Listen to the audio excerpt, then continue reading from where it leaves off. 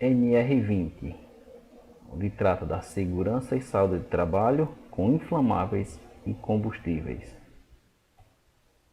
A NR20 teve sua primeira portaria em 8 de junho de 1978, mas a sua publicação no Diário Oficial da União foi em 6 de julho de 78. Daí para cá veio tendo algumas alterações, algumas modificações em 2012, 2014, 2017, 2018, 2019 e sua última modificação foi 9 de dezembro de 2019. O que ela estabelece? Ela estabelece requisitos mínimos para a gestão de segurança e saúde no trabalho contra os fatores de riscos de acidentes provenientes das atividades de extração, produção, armazenamento, transferência, manipulação, manuseio de inflamáveis e líquidos combustíveis. Aonde se aplica as atividades da NR20? Se aplica na extração, na produção, no armazenamento, na transferência, no manuseio e manipulação de inflamáveis. Também se aplica na extração, produção, no armazenamento, transferência e manuseio de líquidos combustíveis. Nos dois, se encaixa nas etapas de projeto, construção, montagem, operação, manutenção, inspeção e também na desativação das instalações. Aonde a NR20 não se aplica? Ela não se aplica em plataformas de extração de petróleo e gás de subsolo marinho. Por quê? Porque ela já está na NR37 e também para edifícios residenciais unifamiliares. Com relação à definição, para o líquido inflamável, ele tem seu fulgor menor do que 60 graus. E o que é o fulgor? É o ponto de inflamação, que significa aí é a menor temperatura na qual um combustível libera o vapor em quantidade suficiente para formar uma mistura inflamável, ou seja, a quantidade suficiente para iniciar uma queima de gás ou vapor em contato com o ar atmosférico. Quando superior a 60 graus Celsius, quando são armazenados ou transferidos aquecidos a temperatura igual ou superior a seu ponto difusor. Com relação aos gases inflamáveis, eles vão de 20 graus Celsius e a pressão de 101,3 kPa. Já os líquidos combustíveis, eles variam entre 60 graus Celsius, maior que 60 graus Celsius, e menor que 93 graus Celsius. Com relação às instalações, a NR20 ela divide em 3 classes. A primeira classe, a gente tem, com relação às atividades, a gente tem para postos de serviços com inflamáveis e ou líquidos combustíveis, para as atividades de distribuição canalizada de gases inflamáveis em instalações com pressão máxima de trabalho admissível, PMTA, que tenha um limite de 18 kFoc/cm². Já com relação à capacidade, para os gases inflamáveis, acima de 2 toneladas, que não passe de 60 toneladas. Para os líquidos inflamáveis, acima de 10 metros cúbicos, mas também não pode passar de 5 mil metros cúbicos. E aí nós temos os postos de serviço e nós temos a canalização de gás. Da classificação 2, com relação às atividades, nós já temos as engarrafadoras de gás inflamáveis, as atividades de transporte rodoviários de gás e líquidos inflamáveis e ou combustíveis. Também ainda se aplica a distribuição canalizada de gás inflamável, porém a pressão máxima de trabalho admissível aqui é acima de 18 kFoc. Já com relação à sua capacidade, nós já temos para os gases inflamáveis aí já começa acima de 60 toneladas, porém não pode passar de 600 toneladas. E para líquidos inflamáveis vai de 5.000 metros cúbicos, porém não pode passar de 50.000 metros cúbicos. E aí nós temos as engarrafadoras de gás, os transportes rodoviários e mais uma vez a canalização de gás.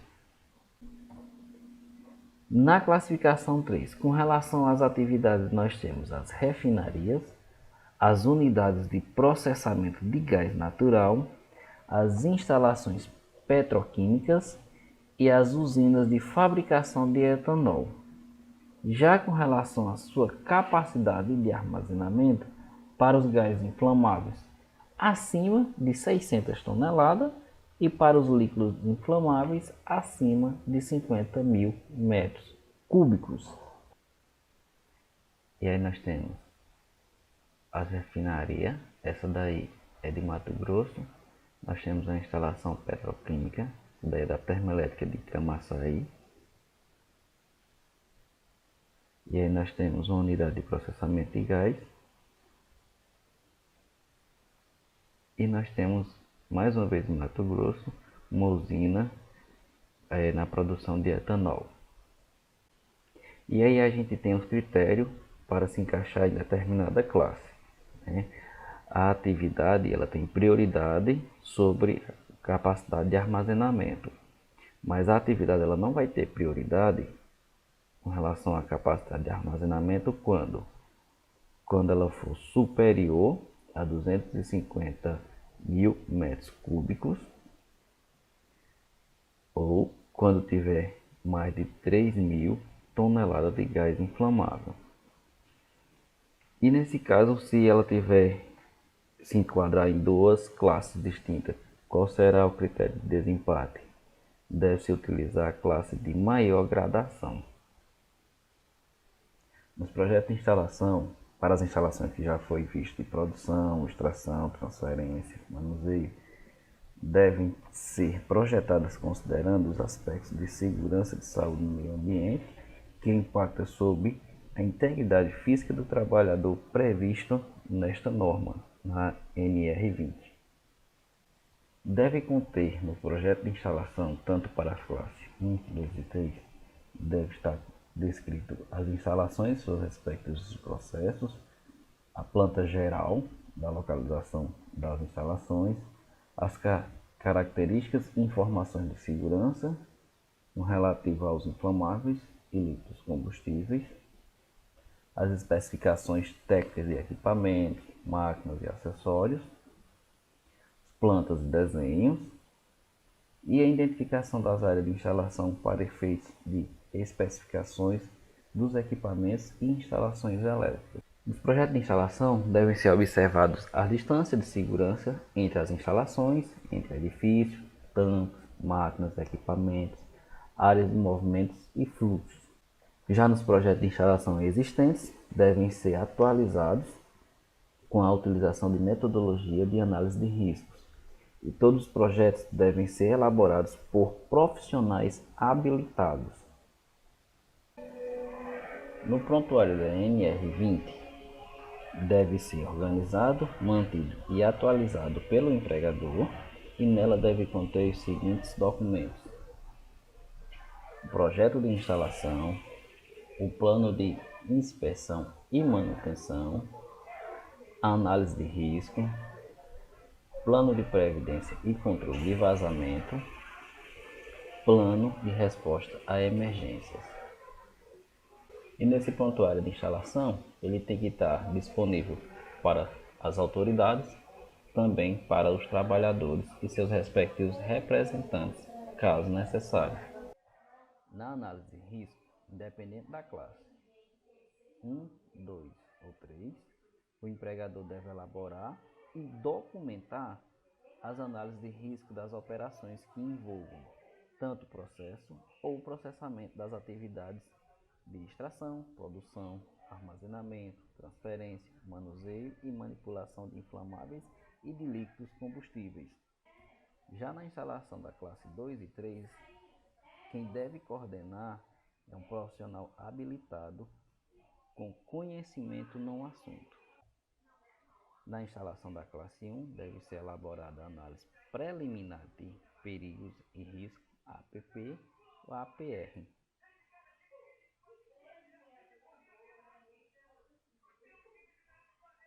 As análises de risco devem ser revisadas sempre quando o prazo é recomendado pela própria análise, caso ocorram modificações significativas no processo ou processamento, sempre que for solicitado pela SESMIT NR4 ou pela CIPA NR5, por recomendações decorrentes de análise de acidente ou incidente relacionado ao processo ou processamento, quando houver histórico de acidente e incidentes que assim o exijam. Em relação à segurança na construção e montagem das instalações que já foram citadas antes, deve-se observar as especificações previstas no projeto, bem como também na NR20. As inspeções e instalações realizadas nessa fase de teste devem ser documentadas de acordo previsto com a norma.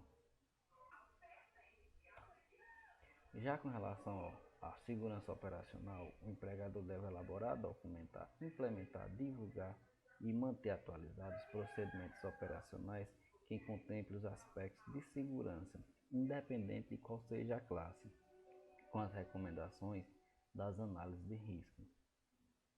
Já com relação à classe 2 e 3, com unidades de processo, devem possuir instruções das atividades em cada uma das seguintes fases: pré-operação, operação normal, operação temporária, operação em emergência, parada normal, parada de emergência e operação pós-emergência. Esses procedimentos devem ser revisados e ou atualizados no máximo de 3 meses para as instalações da classe 1 e 2 e para a classe 3, sendo quinzenalmente, ou quando houver determinadas situações, que são essas: recomendação decorrente do sistema de gestão de mudança, recomendações decorrentes da análise de risco, modificação ou ampliações das instalações, recomendações decorrentes da análise de acidentes e ou incidentes no trabalho relacionado com os inflamáveis e os líquidos combustíveis, ou então solicitado pela CIPA ou mesmo pela SESMIT. Para a manutenção e inspeção das instalações, independente das classes 1, 2 e 3, para todas as atividades, deve possuir planos de inspeção e manutenção devidamente documentada em formulário próprio ou em sistema informatizado. Nesses planos deve abranger, no mínimo, tipo de intervenção, procedimento de inspeção e manutenção, cronograma anual, identificação dos responsáveis, identificação dos equipamentos críticos para a segurança e sistemas e equipamentos de proteção coletivos ou individuais, EPI ou IEPC.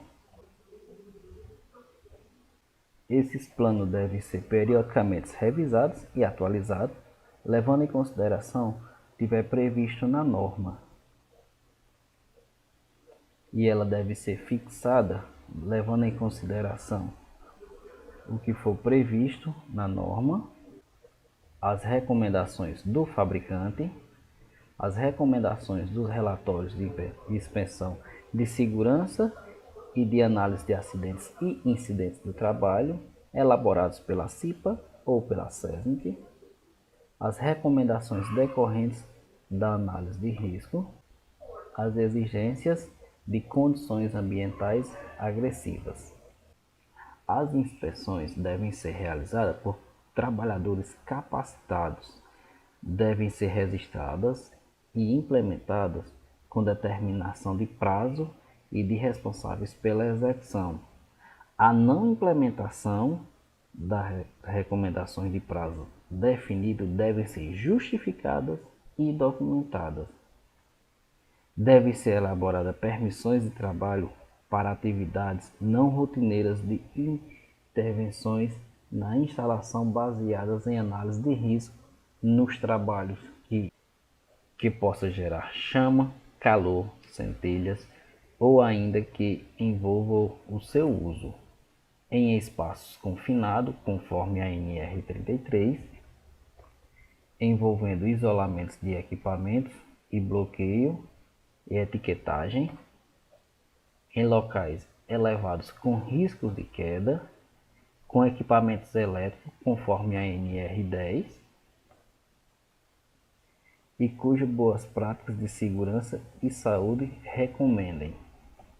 Falando um pouco sobre a capacitação dos trabalhadores. A capacitação está prevista nesta NR, na NR20, e deve ser realizada a cargo e custo do empregador e tem que ser durante um expediente normal de trabalho. O tipo de capacitação exigida vai depender da atividade desempenhada pelo trabalhador. Conforme alguns critérios estabelecidos, são os seguintes tipos de capacitação. Tem um curso de inicialização sobre inflamáveis e combustíveis, curso básico, curso intermediário, avançado 1 e 2 e também tem cursos específicos. Deve ser realizado cursos de atualização nas seguintes situações: com histórico de acidente e incidentes, assim o exija, com 30 dias quando ocorrer modificações significativas, em até 45 dias quando ocorrerem ferimentos decorrentes de explosões e ou queimaduras de segundo ou terceiro grau que implicaram em necessidade de internação hospitalar, em até 90 dias quando ocorrerem morte de trabalhador. Em relação à prevenção e controle de vazamentos, derramamentos, incêndios, explosões e emissões fugitivas, o empregador deve elaborar um plano que contemple a prevenção e o controle dos itens falados. Nos locais sujeitos à atividade de trabalhadores, a identificação e controle das fontes de emissões fugitivas. O plano deve ser revisado por recomendações de inspeções de seguranças e ou análise de risco ouvida a CIPA. Quando a ocorrência de modificações significativas nas instalações, quando da ocorrência de vazamento, derramamento, incêndios e ou explosões. Os tanques de armazenamento de líquidos inflamáveis e combustíveis devem possuir sistema de contenção de vazamento. Já no caso de bacia de contenção, é vedado o armazenamento de material, recipientes e similares a seu interior, exceto nas atividades de manutenção e suspensão.